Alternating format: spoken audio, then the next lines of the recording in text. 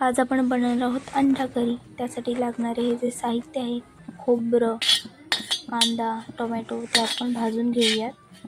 आता खोबरं भाजून झालेलं आहे आपलं। त्यानंतर आपण कांदा परतून घेऊया गोल्डन होईपर्यंत। थोडासा गोल्डन झाला की त्याच्यामध्ये आपण टोमॅटो टाकून घेऊ। कांदा आणि टोमॅटो मस्तपैकी भाजून घेऊ। थोडंसं मीठ टाकायचं म्हणजे पटकन ते भाजलं जातं। त्यानंतर हे बघा आपलं कांदा टोमॅटो शिजलेला आहे। त्याच्यामध्ये आपण वाटून घेऊ। वाटलेलं खोबरं, लसूण, अद्रक, कोथिंबीर आणि कांदा टोमॅटो भाजलेलं होतं ते आपण त्याचं वाटण तयार करून घेऊया। आणि ते फोडणीला अख्खा मसाला आपण टाकलेला आहे,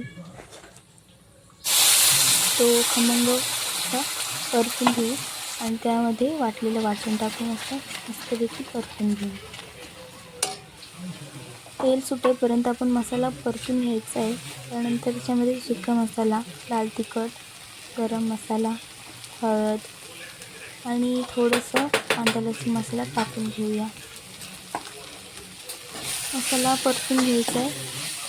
मसाला खाली लागू नये त्यासाठी आपण थोडंसं पाणी टाकून घ्यायचं। त्याच्यामध्ये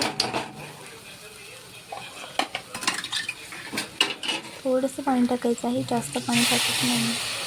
थोडंसं पाणी टाकून थोडं परतून घ्यायचं। त्यानंतर आपण त्याच्यामध्ये पाणी टाकून घ्यायचं। जेवढं आपल्याला ग्रेव्ही पाहिजे घट्ट पातळ त्यानुसार थोडंसं मीठ टाकायचं आहे।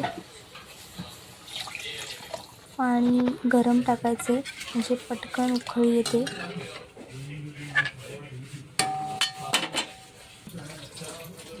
तर अशा प्रकारे आपली ग्रेव्ही उकळलेली आहे। त्यामध्ये आपण बॉईल केलेली अंडी टाकून घेऊया।